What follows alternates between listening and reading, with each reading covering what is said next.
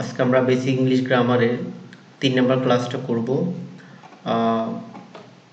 আজকে parts of স্পিচের প্রথম parts of স্পিচটা noun নিয়ে আজকে আমরা বিস্তারিত জানব। নাউন কাকে বলে?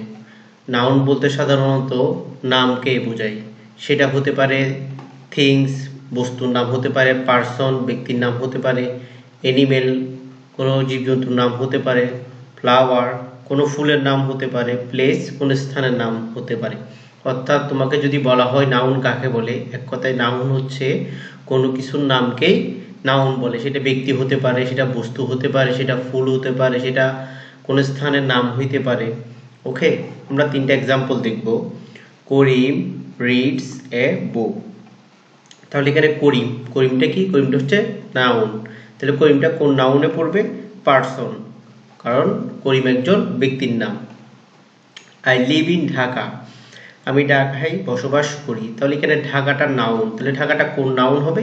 এটা হবে প্লেস, একটা স্থানের নাম। Cow is a domestic animal, তাহলে কাউটা হচ্ছে জীব, একটা অ্যানিমেলসের নাম। কাউত্ব কি? কাউত্ব হচ্ছে গরু একটা কি? প্রাণী, অ্যানিমেল। তারপর আসি আমরা দ্য ক্লাসিফিকেশন অফ নাউন। তাহলে নাউন কয় প্রকার? সাধারণত নাউনকে 2 ভাগে ভাগ করা হয়। একটা হচ্ছে কনক্রিট নাউন আর একটা হচ্ছে অ্যাবস্ট্রাক্ট নাউন। একটা কনক্রিট নাউন আর একটা হচ্ছে অ্যাবস্ট্রাক্ট নাউন। আচ্ছা, আমরা সংজ্ঞা না দেখে একদম এক্সাম্পল দেখে ধরে ধরে বুঝবো, তাহলে আমাদের বুঝতে সুবিধা হবে। কনক্রিট নাউনকে 4 ভাগে ভাগ করে। একটা হচ্ছে proper noun, common noun, collective noun, material noun. ঠিক আছে, আমরা এক্সাম্পলের মাধ্যমে শিখব। প্রপার নাউন, তাহলে প্রপার নাউন বলতে কি বোঝায়? প্রপার নাউন বলতে সাধারণত যে কোনো কিছুর নামকে বোঝায়।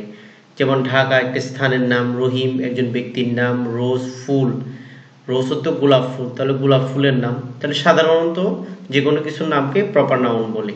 ঠিক আছে, এবার আসো কমন নাউনে। কমন নাউন কাকে বলে? তাহলে কমন নাউন বলতে বোঝায় যে নাউনটা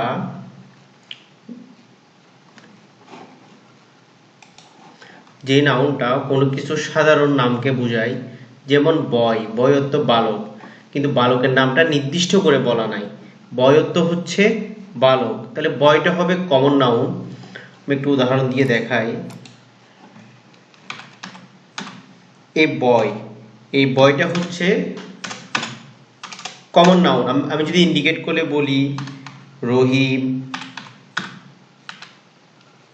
ফাহিম, আমি যদি এভাবে ইন্ডিকেট করে নাম বলি সেটা হবে প্রপার নাউন। আর আমি যদি স্বাভাবিকভাবে বলি বয়, তাহলে সেটা হবে কমন নাউন। ওকে, যেমন ফ্লাওয়ার অর্থ ফুল, তাহলে রোজ এটা হচ্ছে গোলাপ ফুল। অর্থাৎ নির্দিষ্ট করে বলা আছে যে গোলাপ ফুল। কিন্তু ফ্লাওয়ার বলতে আমরা অনেক রকম ফুল আছে, গোলাপ ফুল আছে, জবা ফুল আছে, রজনীগন্ধা আছে, তো নানা রকম ফুল আছে। অর্থাৎ ফুলের সাধারণ নামকে আমরা কি বলি? ফ্লাওয়ার বলি। ফ্লাওয়ার দিয়ে যে কোনো ফুলকে বোঝানো হয়। কিন্তু আমরা যদি নির্দিষ্ট করে বলি রোজ, হ্যাঁ, বিভিন্ন ফুলের নাম যদি নির্দিষ্ট করে বলি তাহলে সেটা হয়ে যাবে প্রপার নাউন। আর নির্দিষ্ট করে যদি বলা না হয়, সেটা সাধারণ কোনো নাম বলা হয়, সেটা হয়ে যাবে কমন নাউন। যেমন পয়েটের তো কবি। এই পয়েটটা পুরুষও হতে পারে কিংবা মহিলাও হতে পারে, 2 জেন্ডারই হতে পারে। তাহলে জেনারেলি পয়েটটা হচ্ছে কমন নাউন।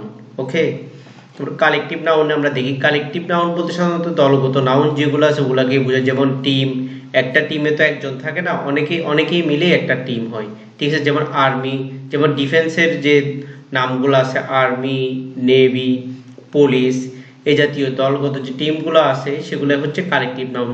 যেমন ফ্লক, এই ফ্লক হচ্ছে পাখির ঝাঁক, অর্থাৎ এক ঝাঁক পাখিকে একসাথে ফ্লক বলা হয়। তাহলে ফ্লকটা হবে কালেকটিভ নাউন। তাহলে আমরা কালেকটিভ নাউন বলতে বুঝবো যেখানে দলগত, ওকে, অনেকগুলা পার্সন উপস্থিতি আছে। ম্যাটেরিয়াল নাউন একদম ইজি, যে নাউনকে কাউন্ট করা যায় না, অর্থাৎ শুধুমাত্র ওজনে পরিমাপ করা যায়, কিন্তু কাউন্ট করা যায় না, তাহলে সেটা হবে ম্যাটেরিয়াল নাউন। যেমন পানি, ওয়াটার, গোল্ড, টি। ঠিক আছে, এবার অ্যাবস্ট্রাক্ট নাউন, যে নাউনটা ধরা যায় না, ছোঁয়া যায় না, শুধু অনুভব করা যায়, যে জিনিস, যে নাউনটা শুধুমাত্র অনুভব করা যায় সেটাই হচ্ছে অ্যাবস্ট্রাক্ট নাউন। যেমন ফ্রেন্ডশিপ, বন্ধুত্ব, ঠিক আছে, এটা কল্পনা করার বিষয়, ইমাজিনেশন। অ্যাবস্ট্রাক্ট নাউন বলতে তোমরা সাধারণভাবে একদম জেনারেলি অ্যাবস্ট্রাক্ট নাউনের সাথে রিলেটেড করবা ইমাজিনেশনকে। সরাসরি কল্পনা করা যায়, ঠিক আছে, এটা ধরা যাবে না, ছোঁয়া যাবে না, কল্পনা করতে পারো তুমি। ফ্রেন্ডশিপ, বন্ধুত্ব, মাদারহুড, মাতৃত্ব, অনেস্টি, সততা।